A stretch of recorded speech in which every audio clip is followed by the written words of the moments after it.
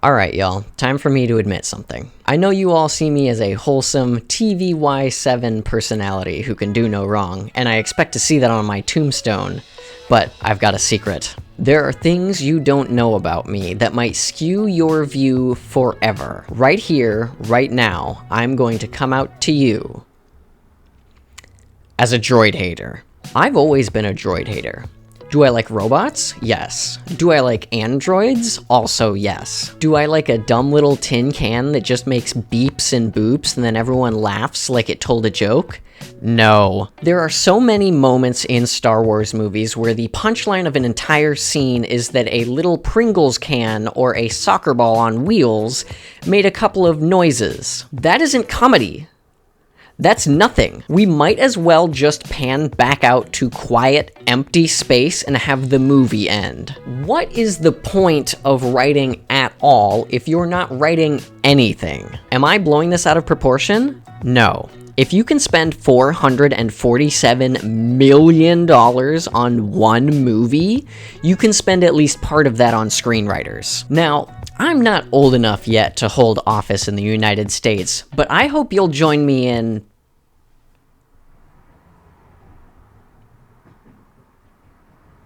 2036, when I'll be running on a strong anti-droid rights platform. That's right.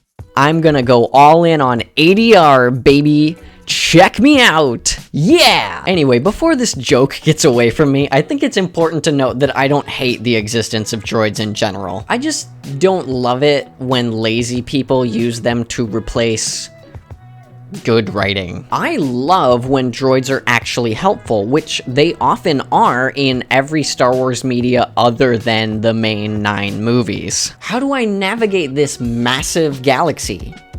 A droid that just holds big 3D maps. How do I talk to aliens that don't speak the same language as me? A droid that can speak every language in existence. How do I more easily commit murders?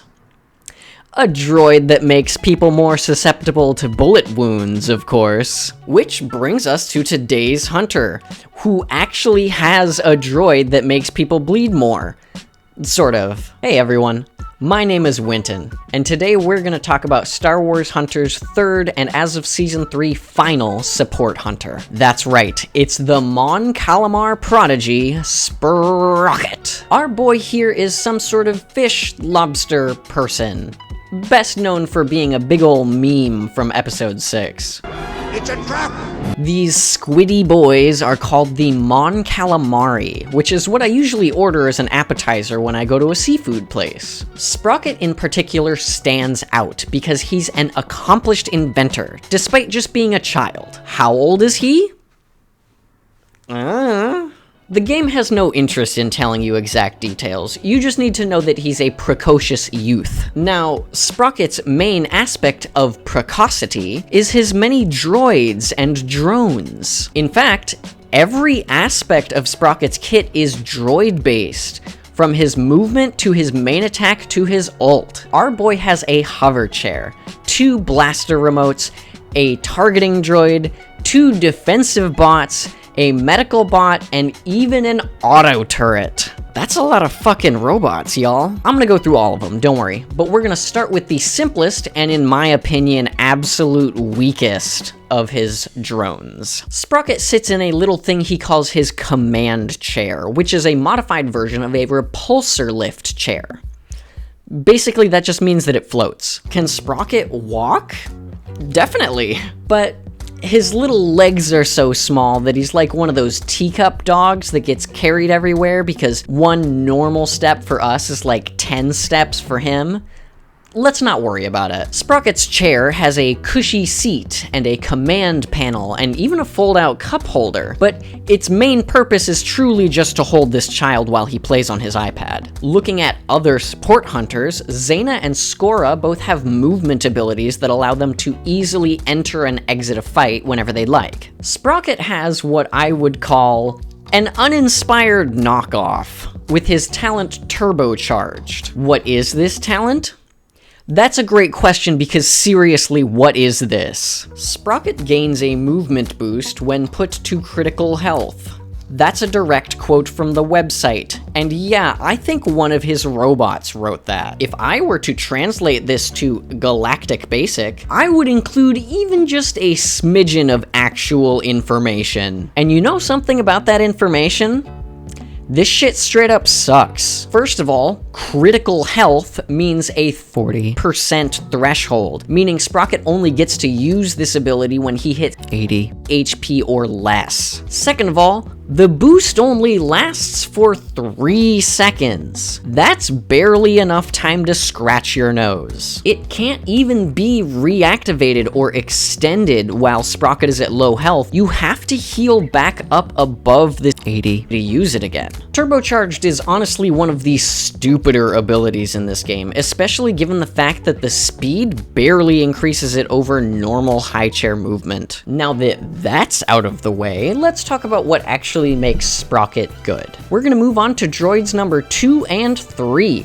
His main weapons. These are actually just 2 little Jedi training bots, but they've been modded and overclocked, so the game refers to them as blaster remotes. These are simple little bots, and despite the game calling them slow firing and low range, they actually match Sentinel's weapon output and can reach decently far. Even at a reasonable distance like this, it still only drops from 10 damage to 8 or 9. There honestly isn't that much to say about these, except I'm glad that in Season 3 he got another boost that moved his base damage up from 9 to 10. These are heat-based, so you don't need to frantically reload them, but you do need to watch out in case any lightsaber wielders start deflecting them back at you. That was quick, huh?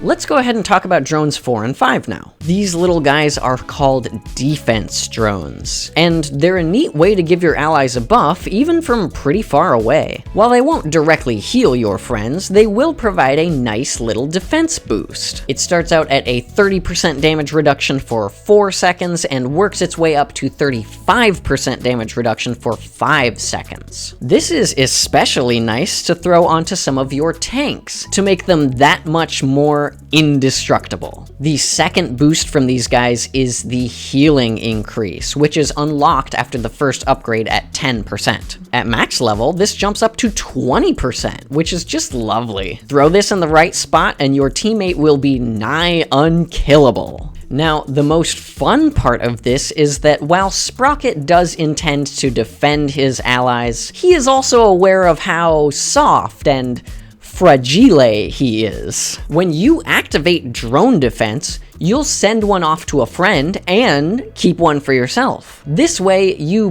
both get benefits. You could even say that Sprocket and his teammate are friends with. The best time to use this is right in the middle of a fight. That way, you can guarantee your hunters the upper hand. The healing boost also stacks with hunters that can heal themselves, like Graz and Char, so they'll be right back up to full even quicker. The one thing to remember here is that even if you don't have an ally targeted, Sprocket can still use this ability. It'll just only send the one drone out to himself. Also, there's a 12-second cooldown in between deployments.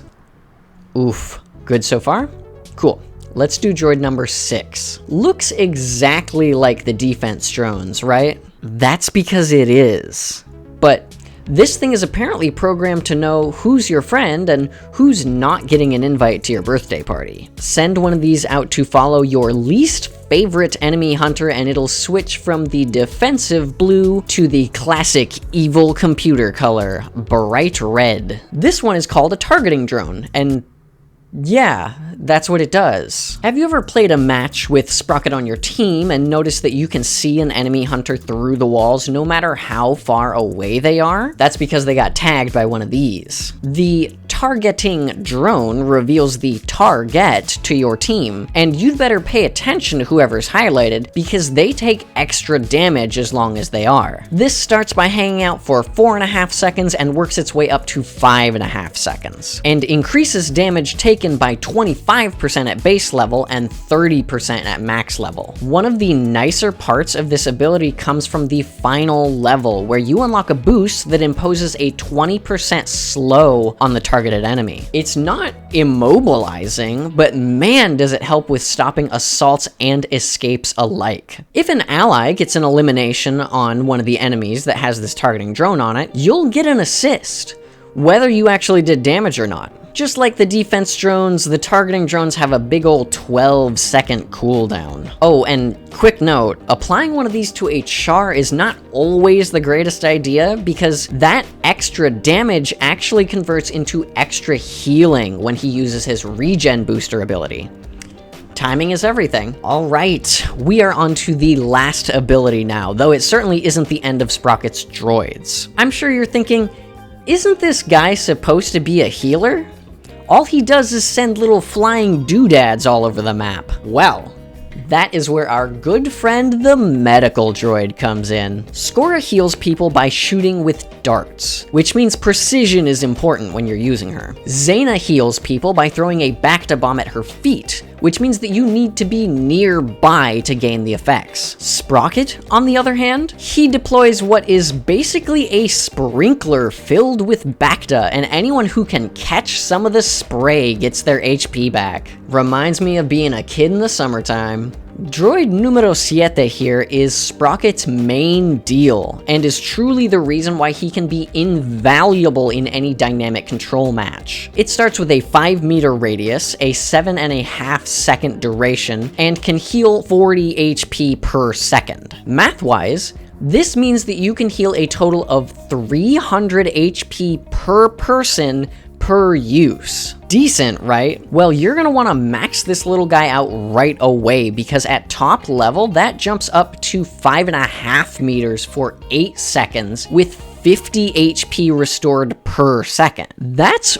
400 HP per use, per individual hunter on your team. This thing doesn't just heal in chunks either. You're drinking a consistent stream of Bacta. This allows you to basically just absorb bullets as long as you're sitting in the radius. One of my favorite things about the medical droid is that it can literally help you survive a Reeve ult, because she can't do more damage by herself than you can heal with the bot. This is where the healing aspect of the defense drone comes into shine as well, because with that 20% healing boost at max level, you're jumping up from 400 to 480 HP. One last important detail for the medic bot is that you can hold the button down to push the spawn point way out ahead, in case your allies aren't right next to you. Oh, and this thing?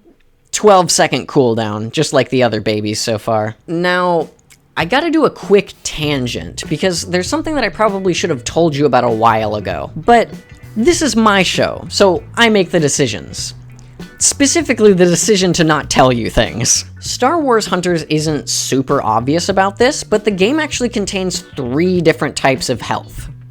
Sort of a weird concept. Type 1 is regular HP that every single hunter has. That is the red stuff that comes out when you scrape your widow knee on the playground. Cry not, my child. A nice support hunter can give that back to you, or even just a green health pickup. Type 2 is shield health. These are the white bars that appear at the end of your health bar for characters that have shields like Chaos, Sentinel, and Slingshot. This type of HP can't be restored by anything but pure ol' waiting around. Type 3 is the most interesting one, which is called temp health. This is the extra stuff that you get tacked onto your health bar by stuff like Zaina's ultimate or Skora's stim shot ability. This is also called decaying health, which can only be fixed by brushing your teeth. Sorry, that's dental decay. Decaying HP is what Sprocket's medical droid runs off of, and it's why I think that saying that it has a specific duration is a little misleading. Basically, the droid just sticks around as long as it has any of its decaying health bar left over. The unfortunate thing is, your enemies can directly attack the sprinkler system, cutting its lifespan short. This is,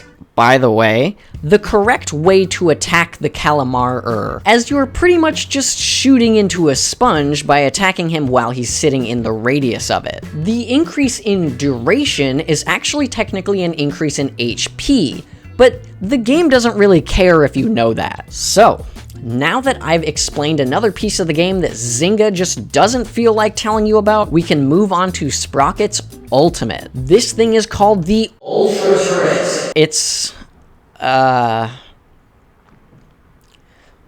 it's a turret. Cool. What are you looking at me like that for?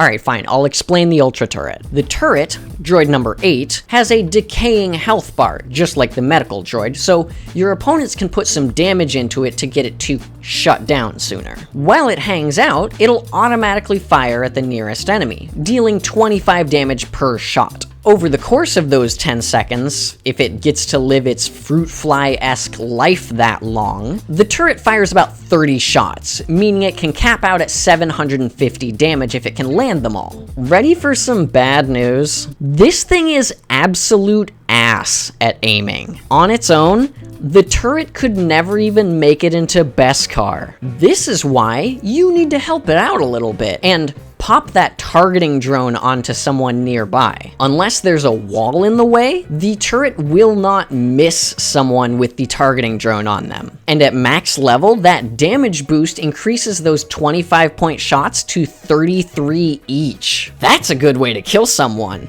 And quick. Lightsaber hunters can deflect these bullets, by the way, just like with Sprocket's blaster remotes. It's not the ideal ultimate, but honestly, with how much ultimate charge Sprocket gets just from using his other abilities, you'll be able to pop a bunch of these out on the map each game. There we go. That's it. All 8 of this boy's little inventions. There is another thing he made, but we'll get to that in a second. Let's talk about strategy and Sprocket's strengths and weaknesses. The first thing I need to go over is cooldowns. I'm sure you remember that each of Sprocket's abilities has a 12-second cooldown, and if you don't remember that, that's your own fault for sleeping in class. 12 seconds seems like a long time, right? Well, the nice thing is that that cooldown begins as soon as you activate any of those abilities. Take a look at this nifty little graphic I made. Because the cooldown overlaps with the active duration, you're not really going to be waiting a crazy amount of time to get your bots back out there. Ideally,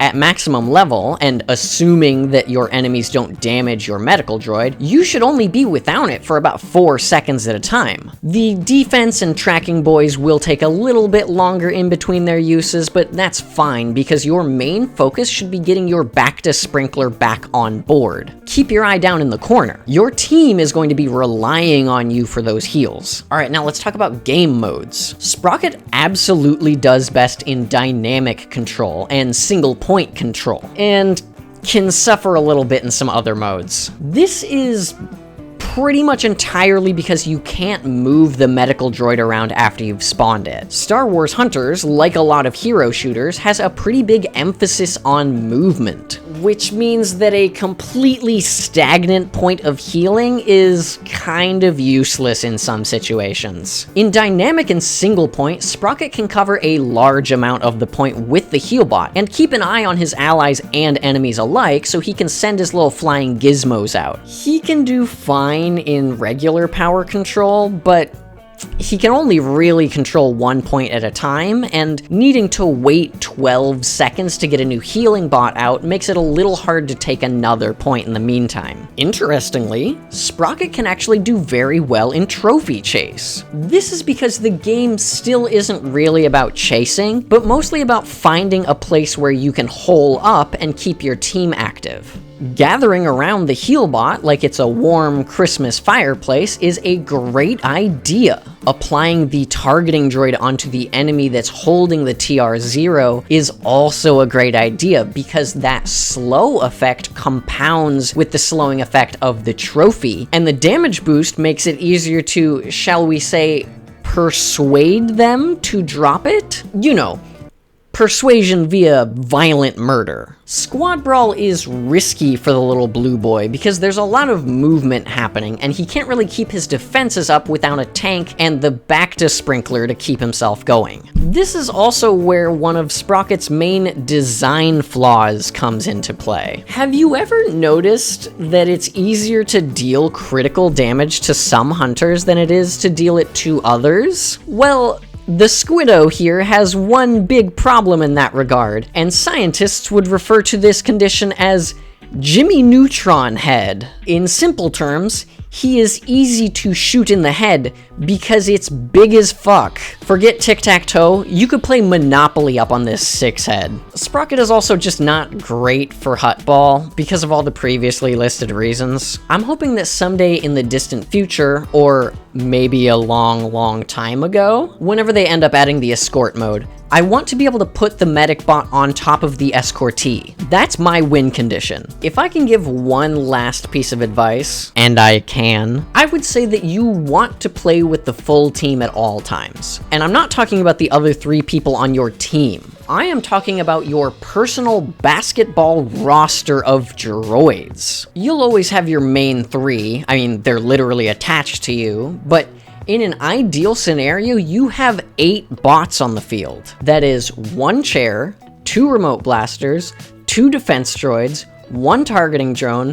1 medical bot, and 1 ultra turret. This is what we call a perfect world. That's what it's like to chew 5 gum. Wow, that took a minute, huh? I really hope I didn't miss anything. I guess I should mention that Sprocket is the only character in the game that has a non-grounded hitbox, which essentially just means that because he hovers, you can shoot under him. Maybe this is compensation for his giant frickin' noggin? Oh right, I was gonna tell you about Sprocket's other invention.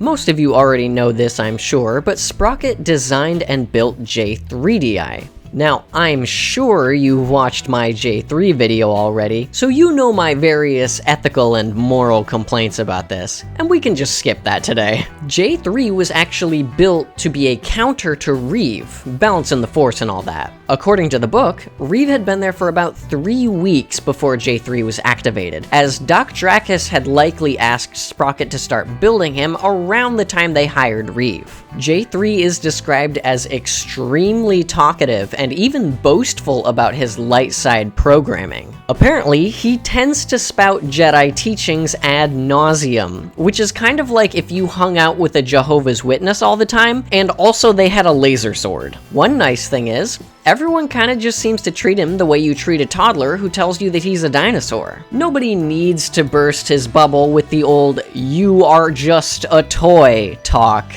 which is kind of sweet in its own way. J3 is also stated as having an incomplete database, which makes sense because Star Wars Hunters takes place around the same time as The Mandalorian, sort of a dead age for the Jedi. Last detail.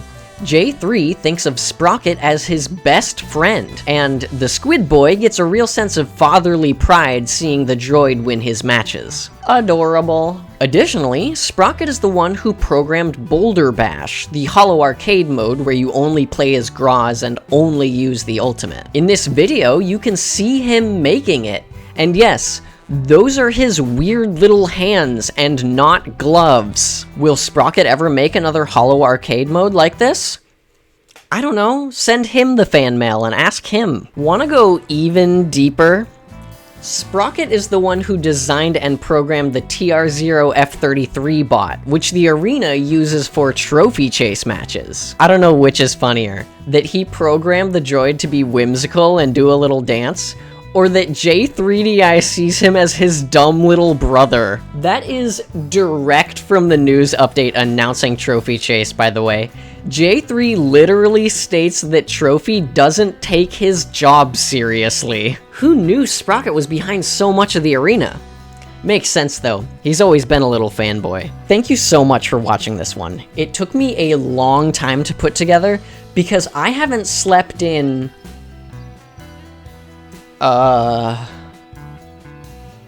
go ahead and consider the existence of the like and subscribe buttons. Are these things you'd enjoy in your life? Is there behoovement for you to be gained from the tactile sensation of said buttons? I hope so. Anyway, just let me know your thoughts on this video, either here in the comments or just somewhere else on the internet where I can give it a hesitant and largely afraid glance. Otherwise, I'll see you out there in Vespara. So long, arena fans.